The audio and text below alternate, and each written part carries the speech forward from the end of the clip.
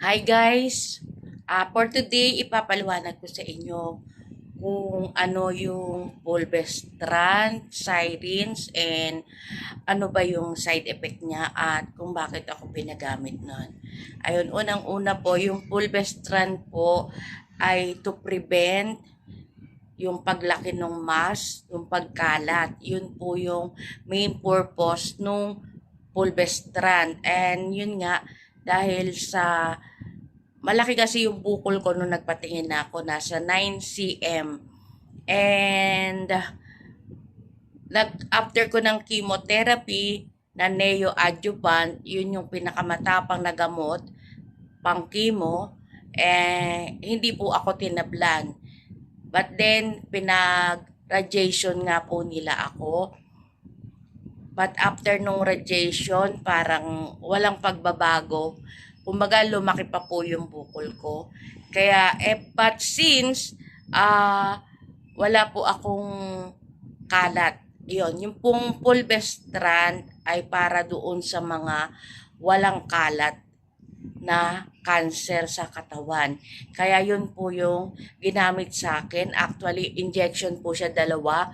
Worth 16,000 pero may ibang brand po na sa 14,000 lang. Ganon. So, for the first month at twice ka pong mag-i-inject nun. Then, yung succeeding month, once a month na lang, every 28 days. Ganon po yun. So, ano nga ba ang side effect ng fulvestrant? Ginugel ko, ang side effect niya, occasional side effect ay headache, diarrhea, constipation, yun na rin ba yun? Charot. Yun yung medyo para kang nirarayuma at saka yung urine infection.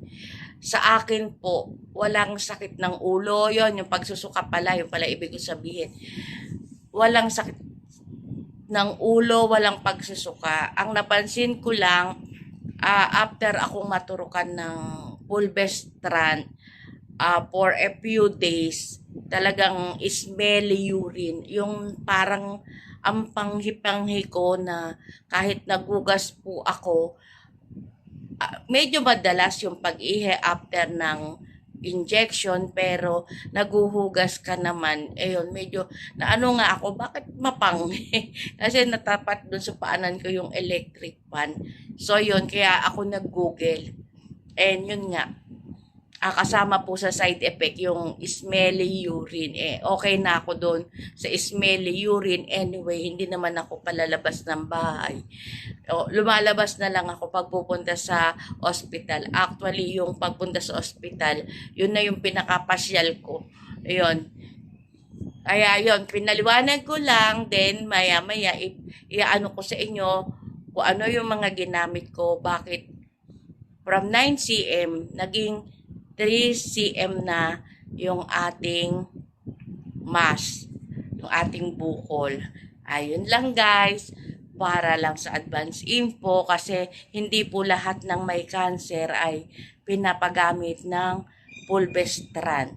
Ayan, pag wala ka pang kalat at para ma-prevent ang pagkalat kasi nga mahirap pong gamutin kapag may kalat ka na. Katulad nga sabi ng mga doktor, madaling gamutin yung cancer ko but still 2 to 3 years na ako nagagamot at nagpapagamot at ginagamot ayun and hoping na maoperahan na ako maybe this coming after nitong what do you call this nitong Semana Santa baka tawagan na ako kasi nga pag inadmit nila ako syempre holiday and medyo hindi ka naman matututukan ng mga doktor at kadalasan walang doktor, di ba? So, syempre, may bantay ka, gastos pa, dagdag gastos kung matatagalan ka sa ospital. Kaya okay na ako natawagan ako after ng Holy Week. Yun lang guys. Thank you for watching.